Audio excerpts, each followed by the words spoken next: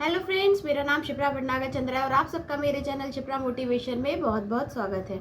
आज की book summary है 7 habits of highly effective people by Stephen Covey books. Stephen Covey की ये बहुत अच्छी बुक है जिन्होंने बताया कि आदतों के माध्यम से आप अपने भाग्य का निर्माण करते हैं और सौभाग्य उसी को मिलता है जो मेहनत से अपने भाग्य का निर्माण करता है। तो फ्रेंड्स, अगर आप अपनी हैबिट्स को अच्छा कर लेते हैं तो आपका भाग्य भी चमकने लगता है और अपनी लाइफ में आप बहुत अच्छे से ग्रो करने लगते हैं। आपने अक्सर देखा होगा कुछ लोग ऊंचाइयों पे पहुंच जाते हैं और कुछ लोग हमेशा फ्रस्ट्रेट रहते हैं। ऐसा क्यों? ऐसा इसलिए क्योंकि इसके पीछे उनकी हैबिट्स होती हैं। हैबिट्स वो कारण होता है जिसके कारण कुछ लोग ऊपर पहुंचते हैं और कुछ लोग कुछ नहीं लाइफ में कर पाते। तो आज इस बुक में हम ऐसी 7 हैबिट्स के बारे में बात करेंगे जिसको फॉलो करके हम भी अपनी लाइफ में बहुत अच्छा ट्रांसफॉर्म कर सकते हैं और हम अपनी लाइफ में इम्प्रूव करके हम अपनी मंजिल को पा सकते हैं। फ्रेंड्स, चलिए स्टार्ट करते हैं।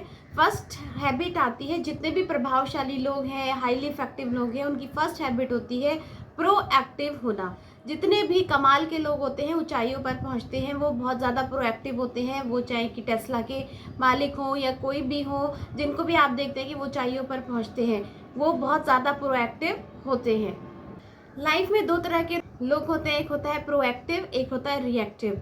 जो प्रोएक्टिव लोग होते हैं वो धीरे धीरे धीरे धीरे बाकी लोगों से बहुत आगे निकल जाते हैं और उनका लाइफ में ऐसा कहना होता है कि हम कर सकते हैं, हमसे हो जाएगा, हम कोई ना कोई रास्ता ढूंढ लेंगे, वी कैन डू इट। इस तरीके से वो अपनी को अफर्म देते रहते हैं और इस तरह की अफर्मेशन से उनको एक मोटिवेशन मिलता है और वो अपने काम में पूरी डेडिकेटली लगे रहते हैं और अपनी सक्सेस को अचीव करके दुनिया को भी इन्फ्लुएंस करते हैं। और दूसरे रिएक्टिव लोग होते हैं जो कि हमेशा आसपास के माहौल को दोष देते हैं। अगर वो लाइफ में कुछ नहीं कर पाते तो किसी ना किसी को दोष दे रहते हैं कि मैं पढ़ नहीं पाया क्योंकि घर का माहौल ऐसा था, मैं कर नहीं पाया क्योंकि मेरे पास लोग नहीं थे, मैं ऑफिस में काम अच्छा नहीं कर पाया क्योंकि वहाँ का माहौल अच्छा नहीं था। तो वो कुछ ना कुछ बहाने बनाते रहते हैं और दूसरों को दोष देते रहते हैं। तो अगर आप भी लाइफ में सक्सेसफुल होना चाहते हैं तो कभी भी प्रोएक्टिवनेस का साथ कभी मत छोड़िए। हमेशा प्रोएक्टिवनेस को पकड़े रहिए, अपने अंदर उस चीज़ को खोजिए, उस चीज़ को डेवलप करिए और अगर कोई स्किल्स नहीं है तो उसको अपने अंदर डेवलप कर लीजिए ताकि वो आपको आपके लक्ष्य तक पहुंचने में हेल्प करे। प्रोएक्टिव लोग हमेशा अच्छी चीज़ों पर फोकस करते हैं, अपनी ग्रोथ पे फोकस करते हैं, खुद पर फोकस करते हैं। जो राइटर है स्टीवन आर कवी, वो कहते हैं कि 2 तरह के सर्कल्स होते हैं, एक होता है circle of influence and second circle of convince. तो जो प्रोएक्टिव लोग होते हैं वो सर्कल ऑफ इन्फ्लुएंस पे फोकस करते हैं और अपनी ताकत को पहचान कर आगे बढ़ते चले जाते हैं। वो चिंता परेशानियों पे फोकस ही नहीं करते क्योंकि जिस चीज़ पर आप फोकस करेंगे वो चीज़ ग्रो होती चली जाएगी। इसलिए जो चीज़ आपको लाइफ में चाहिए आप उसी पर फोकस करिए। हाईली इफेक्टिव लोगों की सेकंड हैबिट होती है begin with the and in mind. Friends, वो हमेशा रिजल्ट को सोचकर काम करते हैं और रिजल्ट को सोचकर ही कोई भी चीज़ शुरू करते हैं। और जब आप इस तरीके से रिजल्ट पे फोकस करेंगे तो आने वाले चैलेंज से आप घबराएंगे नहीं। लाइफ में कोई भी चीज़ 2 बार बनती है, एक बार आपके माइंड में, एक बार रियल वर्ल्ड में। तो अगर आप उसका रिजल्ट देख लेते हैं कि ये सारे चैलेंज फेस करने के बाद मुझे इतना खूबसूरत रिजल्ट मिलेगा और मुझे इस रिजल्ट के लिए काम करना है, तो आप आने वाली चैलेंज से बिल्कुल भी परेशान नहीं होंगे और आप बहुत अच्छी अच्छी चीज़ें अपनी लाइफ में विजुलाइज कर सकते हैं। उस चीज़ की आप कल्पना करते जाइए कि जब मैं एंड रिजल्ट पे पहुंचूंगा तो मुझे ये मिलेगा, ऐसा होगा, ऐसा होगा, ऐसा होगा। और जब वो रिवॉर्ड आपको मोटिवेट करेगा तो आप कभी भी अपने लक्ष्य से पीछे नहीं हटेंगे। तो ये जितने भी प्रभावशाली लोग होते हैं उनके अंदर बहुत ज़्यादा खासियत होती है। महेंद्र सिंह धोनी भी जब भी मैदान पर उतरते थे वो किसी भी मैच को पहले विजुलाइज कर लेते थे कि क्या क्या होने वाला है, उस सिचुएशन को मेरे को कैसे हैंडल करना है, किस तरीके से काम करना है। और जब ये सारी चीज़ें होती थी तो मैच पे बहुत अच्छा अपना परफॉर्म करते थे और रिजल्ट आपके सामने है कि वर्ल्ड कप भी उन्होंने जिताया था। तो इसी तरीके से अगर किसी काम में हमें चैलेंज में परेशानी आ रही है तो हमेशा उसका रिजल्ट, हमेशा उसका रिवॉर्ड को ध्यान रखिए, उसका एंड रिजल्ट गोल ध्यान रखिए, तो कभी भी आप अपने लक्ष्य से पीछे नहीं हटेंगे।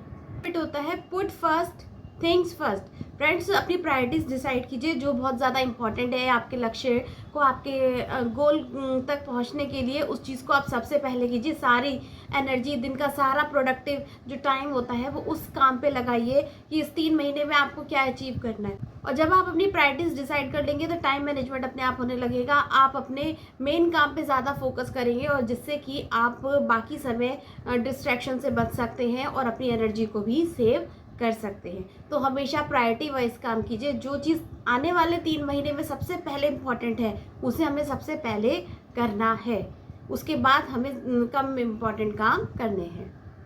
फोर्थ हैबिट कहती है always think win win. Friends, हमेशा आपको विन विन सिचुएशन में रहना चाहिए, क्योंकि मान लीजिए आप खुद ही सारे काम करते जा रहे हैं और बहुत ज़्यादा लाइफ में ग्रो करके आगे चले गए तो जीवन में आप अकेले रह जाएंगे। इसलिए हमेशा विन विन सिचुएशन के बारे में सोचना चाहिए कि हमारा भी फ़ायदा और सामने वाले का भी बराबर का फ़ायदा हो, सबका साथ सबका विकास। इसी सोच पे अगर आप चलेंगे तो लाइफ में ग्रो भी करेंगे, कभी अकेलापन महसूस भी नहीं करेंगे और अपनी हैप्पीनेस को भी ज़्यादा अट्रैक्ट करेंगे। तो फ्रेंड्स, दूसरों का भी फ़ायदा कीजिए, खुद का भी फ़ायदा कीजिए, सबको साथ लेके चलिए, साथ लेकर बढ़िए।